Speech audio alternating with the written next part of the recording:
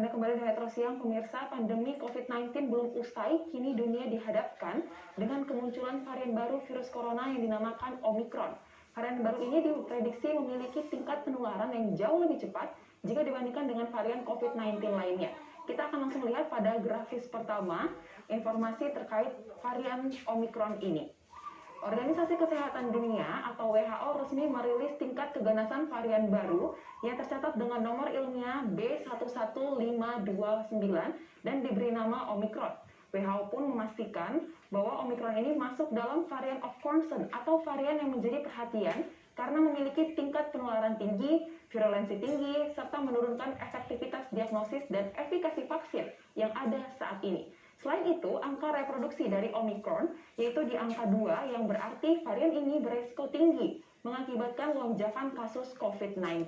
Kemudian, dari rilis resmi yang disampaikan oleh WHO pada tanggal 26 November lalu, Omicron dilaporkan menjadi varian virus corona yang mempunyai banyak mutasi dibandingkan dengan varian lain yang masuk dalam kategori varian of concern. Hal ini pun turut disampaikan oleh juru bicara Kementerian Kesehatan, Siti Nadia Tarmizi, yang menegaskan bahwa profil varian Omicron yang disampaikan oleh WHO, maka ini menunjukkan bahwa virus tersebut akan mempercepat tingkat penularan dan menurunkan efikasi vaksin. Setidaknya sampai dengan saat ini ada 30 mutasi vaksin, 30 mutasi varian dari Omicron yang dilaporkan oleh WHO. Kemudian dari para ahli pun mengatakan bahwa tingkat penularannya bisa mencapai 500% atau 5 kali lipat lebih tinggi jika dibandingkan dengan virus corona yang pertama kali ditemukan di Wuhan, China pada akhir 2019 lalu.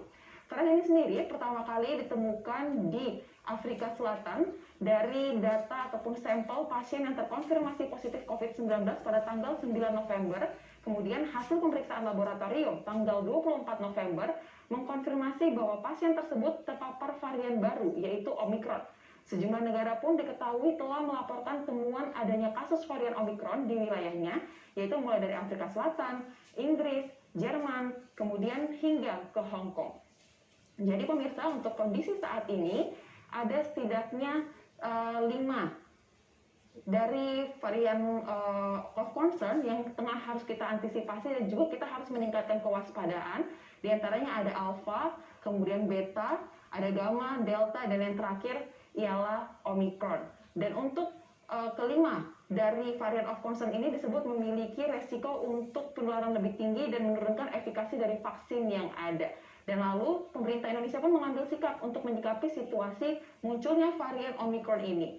Pemerintah melakukan pembatasan ataupun pengetatan dari jalur-jalur pintu masuk ke tanah air. Mekanisme perjalanan internasional pun ditetapkan, di mana untuk penutupan sementara diberlakukan bagi WNA dari 11 negara. Ini sesuai dengan surat edaran dari Dirjen Imigrasi Kemenkumham, di mana negara-negara yang dimaksudkan ialah ada Afrika Selatan, Botswana, Lesotho, dan juga hingga ke Hong Kong. Kemudian untuk WNI yang berasal dari 11 negara ini tetap perdilakan masuk ke Indonesia asalkan wajib menjalani karantina 14 kali 24 jam.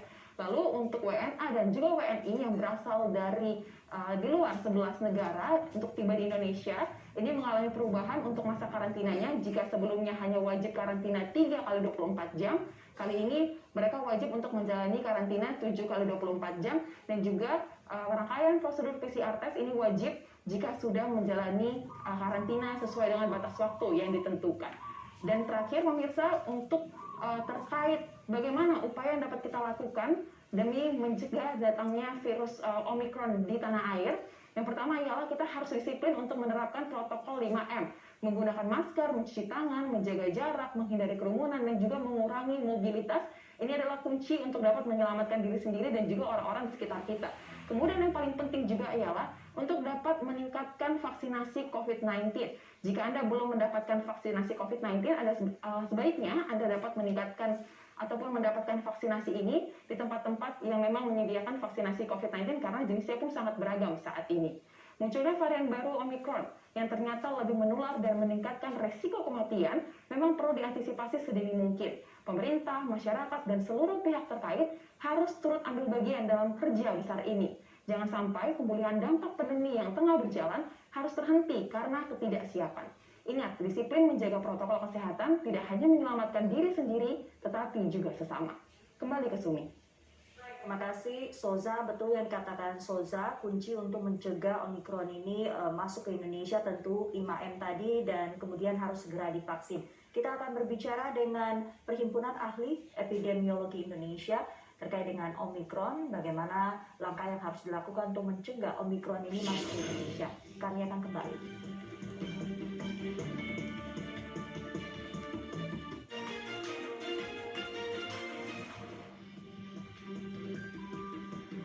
Varian baru dari virus corona yang dinamakan Omikron sudah mulai menyebar ke sejumlah negara. Bagaimana mencegah masuknya varian baru ini ke Indonesia dan bagaimana meningkatkan yaitu kasus COVID-19 antisipasinya pada saat libur Natal dan Tahun Baru. Saat ini kita sudah tersambung dengan Kepala Bidang Pengembangan Profesi Perhimpunan Ahli Epidemiologi Indonesia, Mas Dalina Pane. Selamat siang, Ibu Mas Dalina. Selamat siang, Sumi.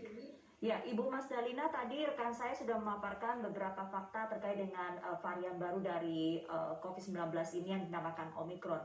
Sebetulnya apa yang harus kita khawatirkan dan kita waspadai dari varian baru ini?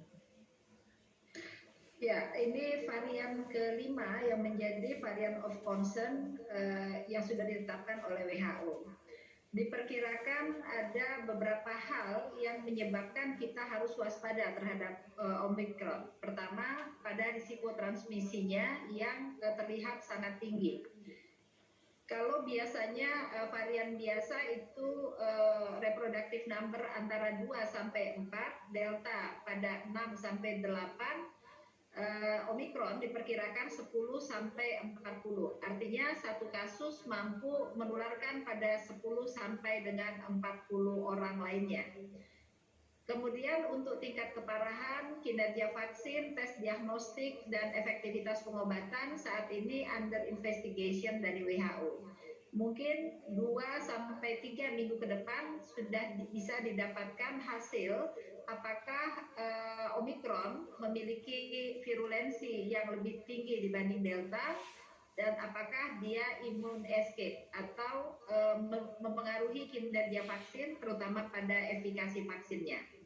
Baik, kemudian untuk kasus yang ditemukan di Afrika Selatan yang kemudian sudah menyebar ke sejumlah negara Eropa, untuk gejalanya sendiri sama tidak dengan varian sebelumnya, Bu? Laporan dari Afrika Selatan menunjukkan bahwa Omikron itu memiliki gejala lebih ringan dibandingkan dengan varian sebelumnya. Kemungkinan ini dikarenakan pada kasus-kasus pertama masih terjadi pada kelompok usia muda dan sudah divaksin. Tetapi kalau semakin banyak yang terinfeksi, terutama pada kelompok berisiko tinggi, mungkin ini masih under investigation, akan menimbulkan gejala yang sama beratnya dengan varian sebelumnya. Baik, Bu Mas Dalina, kita lihat varian baru ini semakin dekat begitu ya, bahkan sudah sampai masuk ke negara tetangga seperti Australia, Hong Kong. Seberapa besar potensi varian baru ini masuk ke Indonesia dan langkah untuk mencegahnya yang lebih tepat seperti apa? Beberapa intervensi sudah dilakukan oleh pemerintah dan kita mengapresiasi apa yang sudah dilakukan tersebut. Beberapa upaya yang penting untuk dilakukan untuk mencegah masuknya Omikron ke Indonesia. Yang pertama tentu menutup pintu masuk dari negara-negara terjangkit dan itu sudah dilakukan oleh pemerintah dengan cara tidak memberikan izin bagi traveler yang berasal dari 11 atau 12 negara yang saat ini sedang terjangkit. Kemudian yang kedua, melakukan karantina di pintu masuk setidaknya 7 hari dan dimonitor selama 14 hari setelahnya.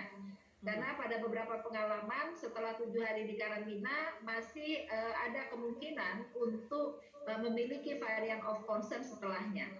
Kemudian yang ketiga tentu melakukan entry exit test dan dilakukan WGS bagi mereka yang positif. Walaupun seharusnya WGS juga dilakukan pada mereka yang negatif. Kemudian di wilayah, meningkatkan surveillance epidemiologi di berbagai level harus dilakukan secara aktif. Kalau selama ini kita lakukan pasif case finding, maka aktif case finding harus mulai dilakukan secara masif.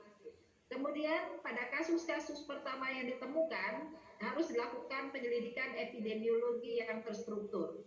Pada masyarakat diminta untuk memperkuat tindakan pencegahan atau public health social measures, artinya 3M harus semakin ditingkatkan intensitasnya dan diawasi dengan ketat. Jika kasus kemudian meningkat eksponensial, maka penggunaan masker 2 atau 3 lapis itu bisa dijadikan sebagai salah satu strategi pencegahan. Yang kedelapan adalah mempercepat cakupan vaksinasi.